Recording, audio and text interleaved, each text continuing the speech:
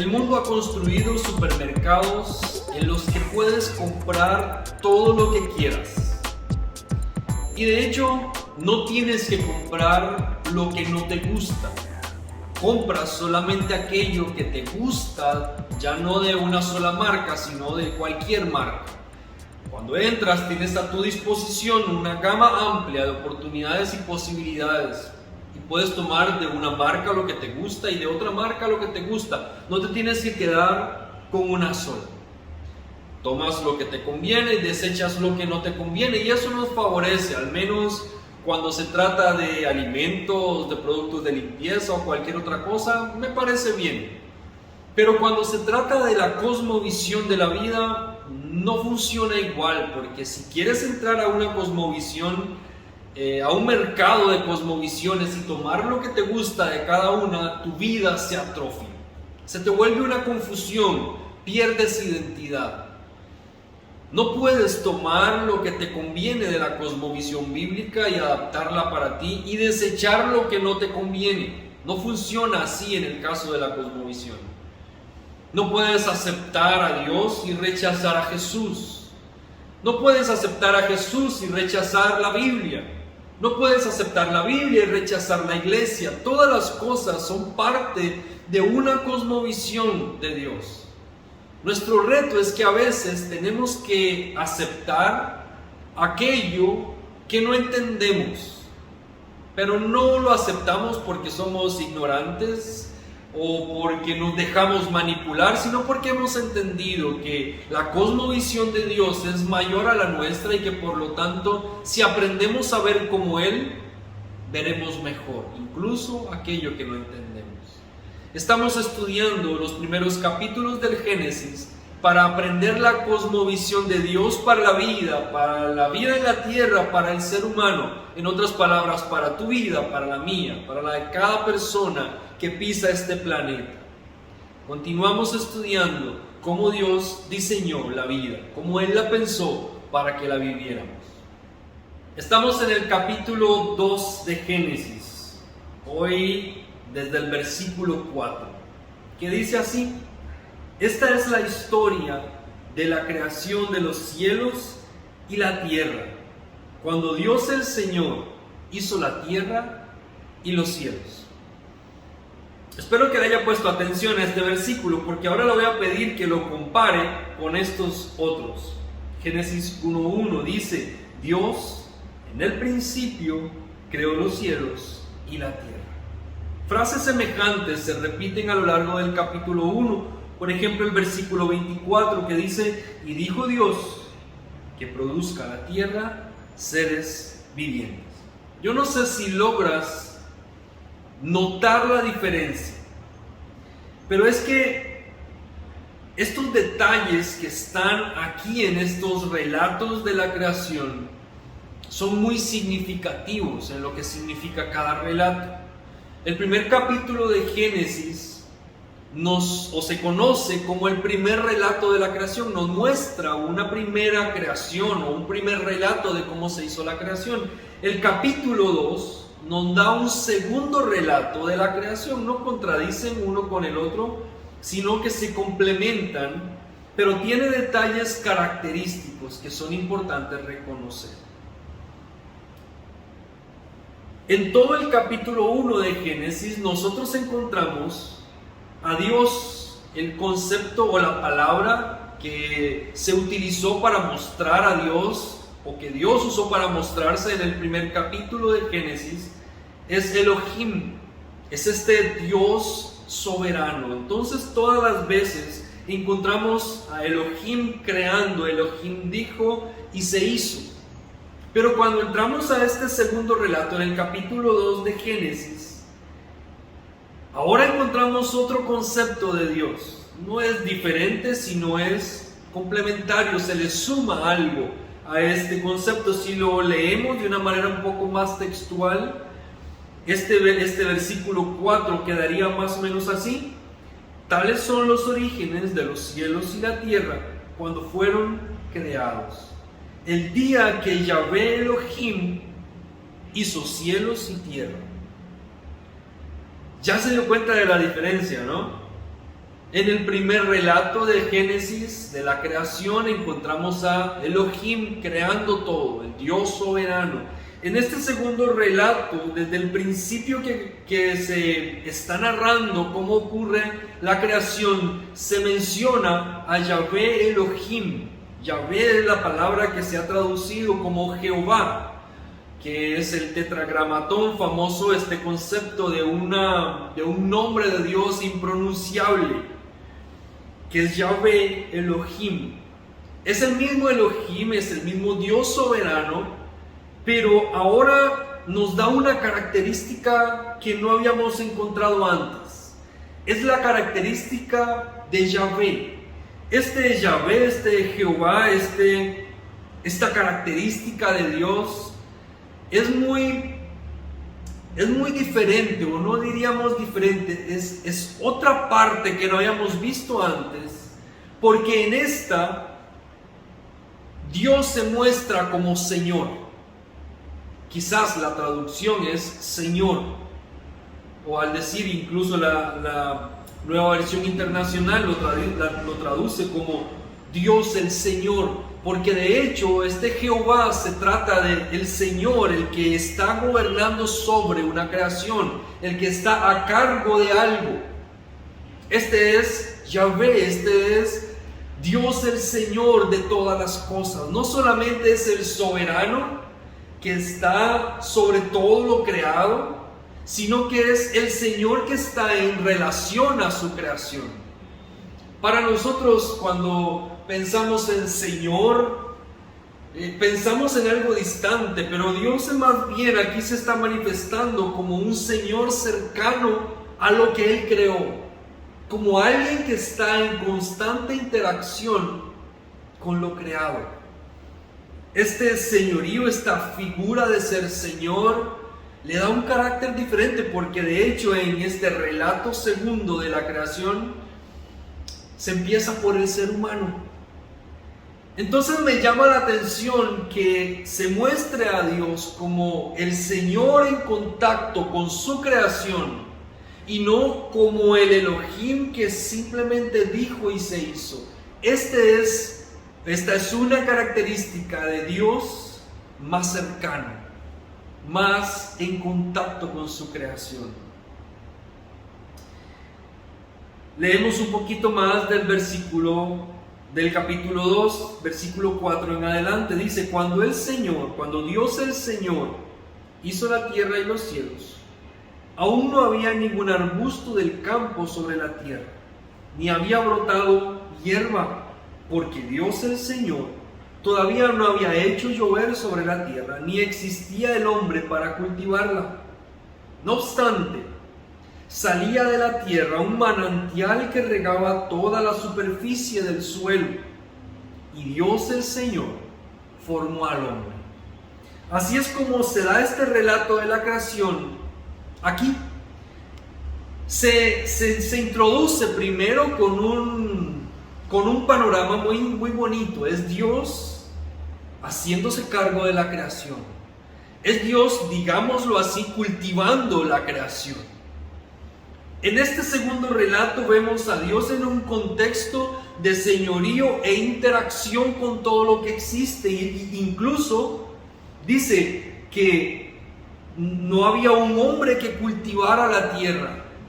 Dios se encargaba de todos los detalles de cuidado, de cultivo de la creación. Y entonces se introduce al ser humano, y Dios el Señor formó al hombre. Dios hace al hombre mientras está trabajando en la tierra, mientras está cultivando, mientras está regando las plantas. Dios hace al ser humano. Lo hace para que trabaje en equipo con Él. Ahora, Dios no estaba cansado de cuidar la creación. Dios no estaba agotado de tanto trabajo. Dios no se le estaban escapando los detalles de la creación. No era que el mundo era muy grande y Dios no daba abasto con todo el trabajo, y entonces dijo: vamos a crear a un ser que que haga lo que no nos gusta hacer, para no ensuciarnos las manos, que Él vaya y se meta en el lodo y nosotros nos quedamos por aquí haciendo los trabajos más dignos. Porque en primer lugar Dios no necesita ayuda, Dios no necesita nuestra ayuda, no necesita de nosotros. En su soberanía Él lo hace todo. Pero entonces, ¿por qué crear al ser humano y ponerlo a cultivar la tierra si Él lo hacía bien estando solo? Le quiero contar una ilustración personal. Yo tengo una rutina con mi hijo de 2 años, una rutina de las mañanas, que es pasear al perro, pasear a Miyagi y hacer un batido de frutas. La mayoría de las veces un batido de banana. Para mí es más fácil hacer esto solo. De hecho, antes de que él viniera a nuestras vidas, yo tenía que hacer esto solo y lo hacía rápido. Les puedo confesar que es más práctico hacerlo solo que hacerlo con él. Me toma más tiempo, más paciencia. Y a veces quiero acelerar el proceso y cuando estoy con él no puedo. Yo no necesito a mi hijo para pasear a mi perro, ni lo necesito para hacer batidos. Pero lo involucro a él en esta actividad porque quiero pasar tiempo con él. Quiero que compartamos una actividad que nos involucre a los dos y que disfrutemos haciendo juntos. Puede ser mucho trabajo para él, tener que seguir ciertas instrucciones. De hecho, a veces hace regueros que yo no haría o casi no hago. Le toma tiempo porque a veces quiere travesear las cosas antes de que es el momento correcto. Pero yo hago esta actividad con él porque quiero pasar tiempo con él. Es un trabajo para él y para mí, pasear al perro en la mañana, pero lo hacemos como una forma de interacción. No lo involucro en estas tareas porque yo necesito ayuda, porque no doy abasto, porque quiero que él haga las cosas que yo no quiero hacer, sino porque el hacerlo con él nos da relación. Y puedo leer en Génesis capítulo 2 y en estos versículos a Dios paseando al perro y creando al ser humano para que interactúe con él. No para que lo ayude necesariamente, porque él no necesita ayuda, no para que cubra un área. Dios no necesita un asistente que le recuerde lo que él olvida. Dios lo que quiere es un ser humano con el cual interactuar. Dios quiere que el ser humano mire la tarea de cuidar la creación como una oportunidad para tener relación con él, para interactuar con papá. Cuando pienses en que estás viviendo en esta tierra y estás haciendo muchas cosas en este mundo, piensa que Dios ha diseñado todo esto para que interactúes con Él. No para que esto sea una carga insoportable, sino porque quiere relacionarse contigo. Porque saben, mientras yo estoy con mi hijo paseando al perro o haciendo batidos, le estoy enseñando cosas. Le estoy enseñando colores, le estoy enseñando procedimientos, le estoy enseñando orden. Le estoy enseñando cosas básicas de la vida. Este espacio de tiempo que se hace más lento para mí me permite interactuar con él y enseñarle. Y mientras usted está haciendo la obra de Dios en esta tierra, está en íntima relación con él, Dios está enseñándole, Dios está cambiándole. En el versículo 7 dice: y Dios el Señor. Y vamos entrando a la creación del hombre como tal. Y Dios el Señor formó al hombre del polvo de la tierra y sopló en su nariz aliento de vida. Y el hombre se convirtió en un ser viviente. Dios le da vida al ser humano a través de un soplo de su aliento. Ninguna creación en esta tierra fue creada como el ser humano. Dios hace al hombre de la creación que ya existía. A los animales no, a los astros no. Él dijo y ellos se hicieron, pero al ser humano tomó un poco de tierra de lo que ya él había creado y sopló sobre esa masa, sopló vida. El hombre estaría para siempre unido a la tierra de la que fue tomada. Sería parte de esta creación de manera intrínseca. pero a la misma vez, aquel soplo divino, aquella inspiración divina, aquel aliento de Dios, le daría vida y lo distinguiría de toda la creación. Estaría en contacto constante, necesario con la tierra, y estaría en constante, necesario contacto con Él. El hombre recibiría una parte de la tierra y una parte de Dios, y así estaría siendo formado. Dios hace al hombre de la tierra, Adán, de hecho, de la palabra, el nombre Adán. En el hebreo es muy parecido a la palabra tierra. Adán significa el hombre de la tierra, el ser de la tierra. Somos personas que tenemos que aprender a vivir en esta tierra, porque somos parte de ella, estamos hechos con los mismos materiales con los que Dios constituyó la tierra. Pero no somos igual que la tierra, porque tenemos dentro de nosotros el soplo, la vida de Dios está en nosotros, la esencia de Dios está en nosotros. Estamos conectados para siempre con Dios. No solo disfrutamos la creación porque Dios la disfruta y entramos en contacto con ella, sino porque también somos parte esencial de esta creación. Y por lo tanto tenemos que interactuar con la creación y con Dios en todo momento.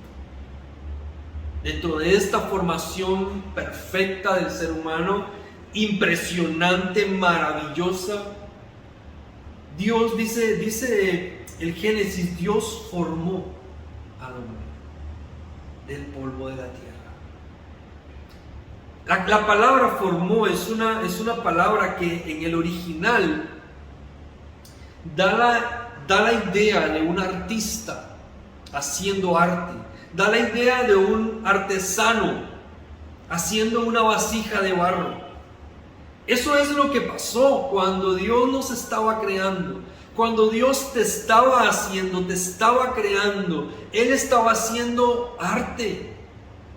No fuimos hechos solamente por la palabra de Dios, fuimos hechos por las manos de Dios. Él nos tomó, nos moldeó, le dio la forma, figura que Él deseaba y sopló sobre el ser humano. ¿Se ha dado cuenta que los seres humanos transformamos en arte todo lo que tocamos? Somos capaces de hacer arte de nada o de lo poco, porque tenemos la esencia del Creador, pero también porque fuimos creados como arte. Dios hizo arte al hacerte. Dios creó algo especial al hacerte. No fuiste hecho de la nada, de la casualidad. No, Dios te hizo de manera especial. Tenemos que comprender en esta cosmovisión que tenemos que asumir que somos una creación hermosa, maravillosa de Dios. Él se detuvo a hacer al ser humano, a hacerlo especial y diferente. Y somos obra del arte, de la naturaleza creativa de Dios.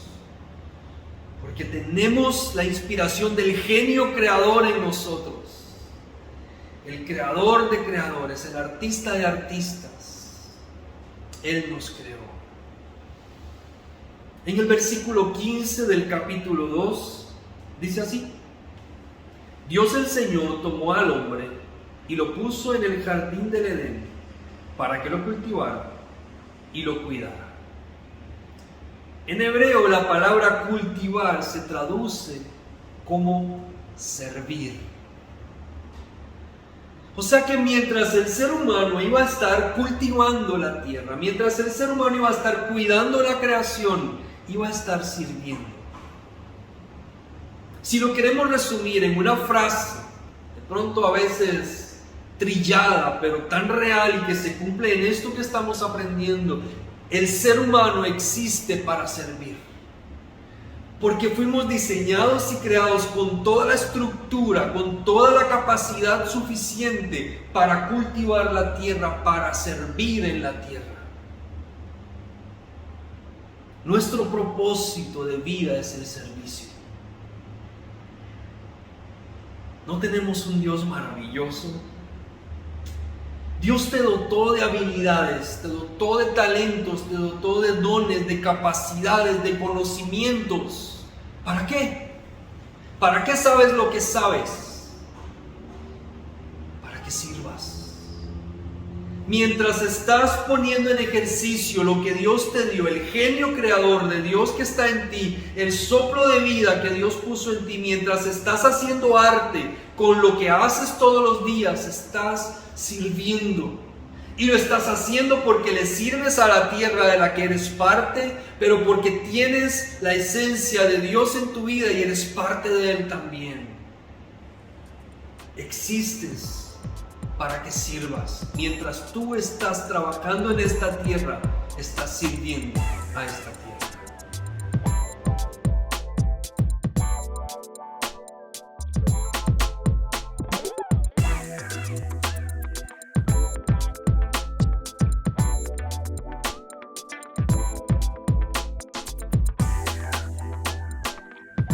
Necesitamos reunir las 10 gemas del infinito para tener la cosmovisión de Dios en nuestra vida.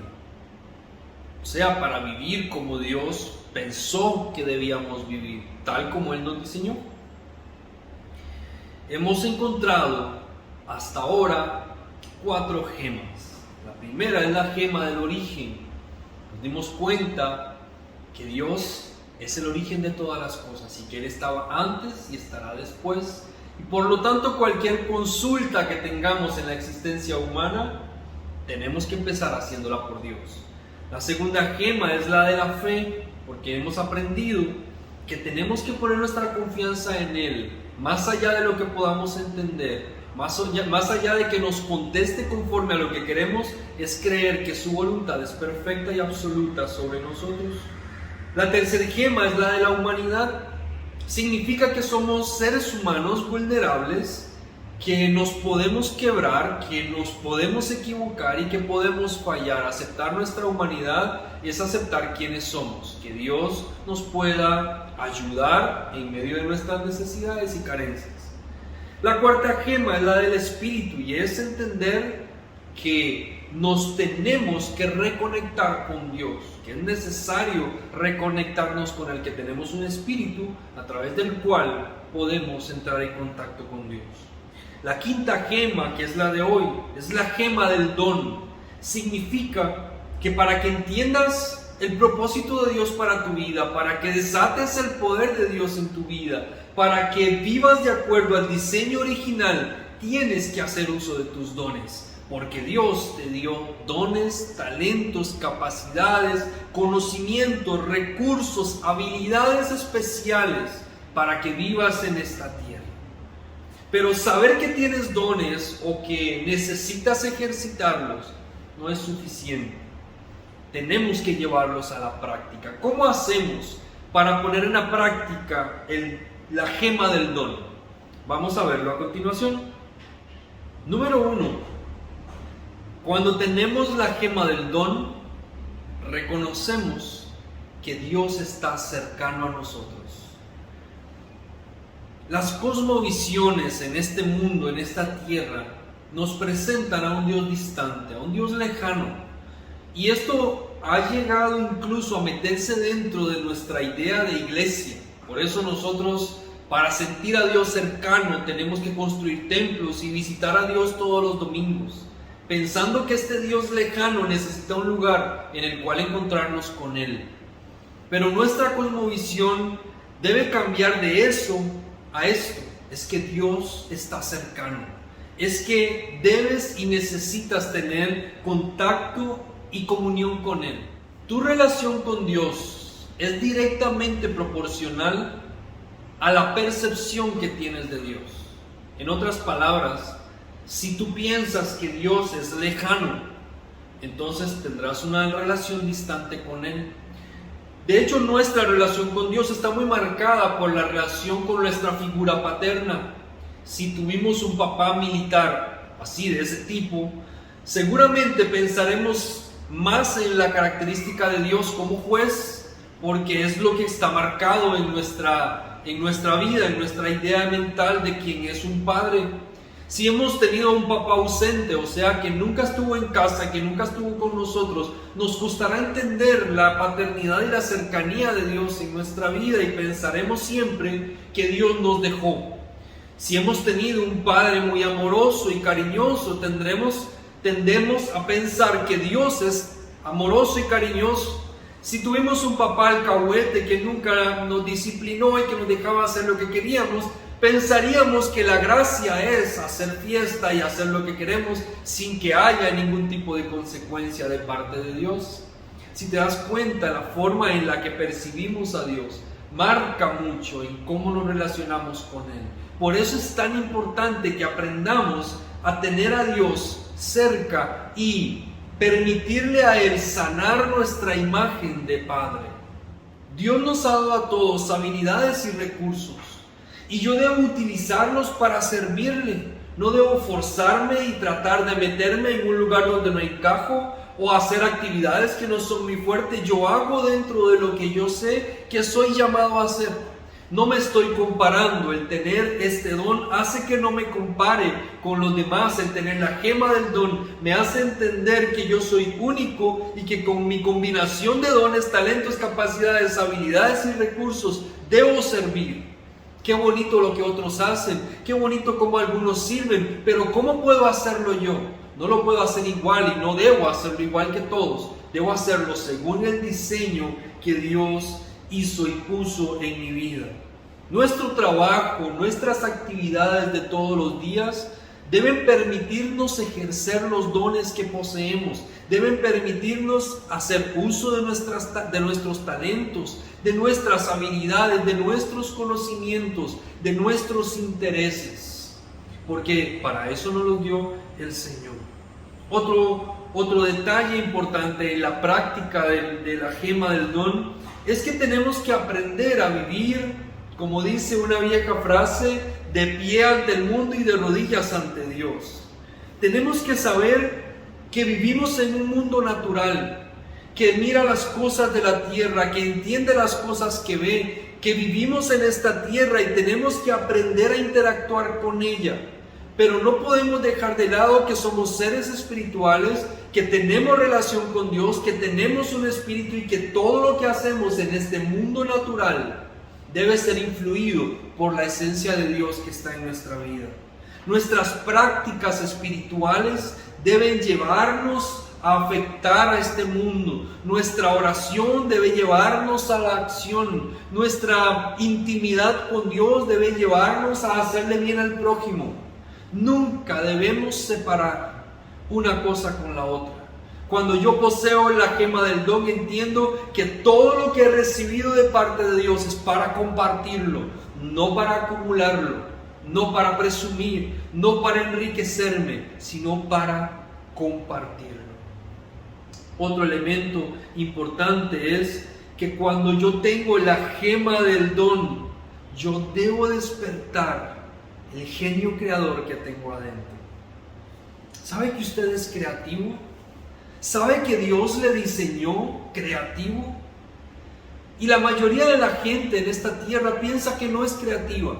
Y dice, no, yo no soy creativo, creativo fulano, sultano. Pero Dios nos diseñó creativos. Es que la creatividad es innata al ser humano. Es parte de nuestra esencia. El tema es que comiences a pensar cómo puedes hacer mejor lo que haces. Cómo puedes hacerlo diferente. O cómo puedes procurar la excelencia. La excelencia es superar el último esfuerzo. Entonces todo lo que has hecho, míralo, contémplalo y di cómo puedo hacerlo un poquito mejor que eso. No un poco mejor que aquel, no un poco mejor que aquella, sino de lo que ya yo logré, cómo puedo hacerlo diferente. Aquello que haces todos los días, piensa, ¿cómo puedo hacerlo de otra manera? ¿Qué puedo darle a esto que no le he dado antes? ¿Cómo puedo concebirlo que no lo he concebido antes? Es aprender simplemente a ejercitar la creatividad, a despertar el genio creativo que tenemos en nosotros. Esto sirve hasta para estudiar. ¿Cómo puedo estudiar ahora como que no estudié antes? ¿Cómo puedo leer ahora practicando alguna estrategia que no apliqué antes? Y lo que usted hace todos los días, varíelo de alguna forma. Empiece a darle toques de creatividad a su vida. Se dará cuenta que sí posee la capacidad creativa. Una pregunta que usted debe hacerse en este punto, y se la debe hacer siempre si procura la excelencia, si quiere despertar su genio creador, es si lo que yo hago en este momento, piense trabajo, estudio, actividades, convivencia, amigos, socialización, interacción en redes sociales, cualquier cosa que usted haga, hasta correr, practicar un deporte, piense en cualquier cosa, cómo usted sirve en el ministerio, alguna forma de predicar, de enseñar, de orar. Piense en lo siguiente: de lo que yo hago ahora, si no pudiera volverlo a hacer de la misma forma, ¿cómo lo haría? Si responde a esa pregunta, se dará cuenta que podemos hacer las cosas que hacemos, pero de otra forma. Si hubiéramos pensado en esta pregunta unos 3 años atrás, antes de que empezara la pandemia, seguramente cuando la pandemia llega, no nos hubiera agarrado desarmados, hubiéramos tenido alguna forma para responder, porque antes hubiéramos pensado que si no pudiéramos volvernos a reunir en un templo, ¿cómo haríamos iglesia? Lo pensamos un poco después, pero hoy podemos empezar a pensar que si lo que estamos haciendo en este momento no pudiéramos volverlo a hacer, ¿cómo haríamos iglesia entonces? ¿Cómo haríamos lo que hacemos todos los días? ¿Cómo haríamos nuestras actividades, nuestro trabajo? ¿Cómo lo haríamos? El último elemento que quiero compartirte sobre la gema del don es que cuando sabes que tienes esta gema, nada ni nadie puede pararte y evitar que sirvas. Porque te das cuenta que posees tantos recursos dentro de ti para compartir, que no tienes otra opción más que compartir. No tienes otra opción más que servir. Como sabes que el propósito y el diseño de Dios para el ser humano es el servicio, entonces vas a buscar cualquier oportunidad que esté a tu alcance para servir a otros. Cualquier oportunidad que encuentres, cualquier momento, cualquier excusa es buena para servir a otros. Tienes que activar el servicio en ti. El tener un don no es suficiente. Debes ejercitarlo. Debes servir a los demás. Quiero concluir este mensaje con un texto bíblico que nos saltamos a propósito. Es el versículo 9. Dice: Dios el Señor hizo que creciera toda clase de árboles hermosos, los cuales daban frutos buenos y apetecibles. En medio del jardín hizo crecer el árbol de la vida y también el árbol del conocimiento del bien y del mal. Me llama la atención que nosotros no volvemos a saber del árbol de la vida en prácticamente toda la Biblia. Del árbol del conocimiento del bien y del mal sabemos algunas cosas. Adán y Eva comen y entonces conocen algo que no conocían. Pero el árbol de la vida, pareciera como que el árbol es puesto ahí, es mencionado, lo cual es particular porque se mencionan todos los árboles ricos, apetecibles, pero se mencionan 2 árboles en particular. Uno de ellos pasa desapercibido. Otro se convierte en el acabose del ser humano. Pero este árbol pasa desapercibido. Cuando llegamos a Apocalipsis, al final de la Biblia, en el versículo 7 del capítulo 2, dice que al que salga vencedor, le daré derecho a comer del árbol de la vida que está en el paraíso de Dios. Se vuelve a mencionar el famoso árbol del que no se sabe nada.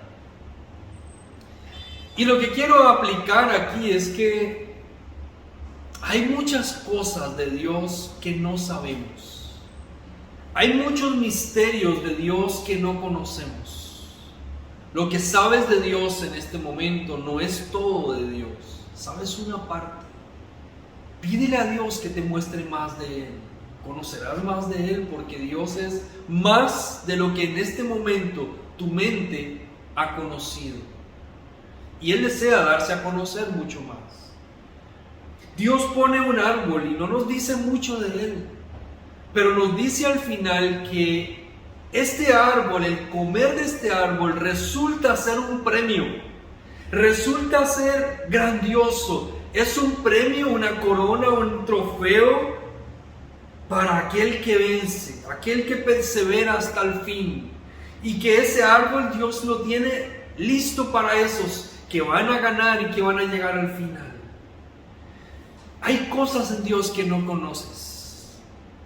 Tú conoces lo que está frente a tus ojos. Tú sabes lo que ves, pero no sabes lo que está al otro lado. No sabes lo que va a pasar más allá, pero Dios lo conoce. Y lo que quiero decirte es que no sabes todo sobre tu Dios. Todavía no conoces el poder sobrenatural de tu Dios en su totalidad. Todavía no sabes de lo que tu Dios es capaz. Todavía no has visto el milagro más grande de Dios en tu vida. Todavía no has visto la oportunidad más grande de tu vida. Todavía no ha llegado el mejor momento de tu vida. Y lo sé porque el Dios al que le servimos es más grande que todo y siempre tiene algo más y algo mejor para los suyos esperándolo.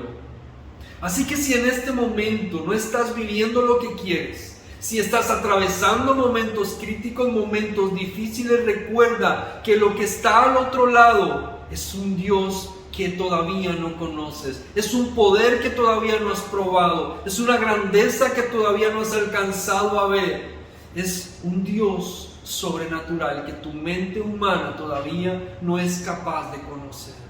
Por eso no te rindas, por eso no desfallezcas, por eso no decaigas, por eso levántate, toma otra vez fortaleza, por eso camina, sigue avanzando, no te des por vencido, todavía no es el tiempo, tienes que perseverar porque vas a ver la grandeza de Dios operando al otro lado de la perseverancia. Porque Dios tiene para sus hijos todavía reservada la mejor parte. Y verás un poco en esta tierra y verás todo lo demás cuando lleguemos a la eternidad.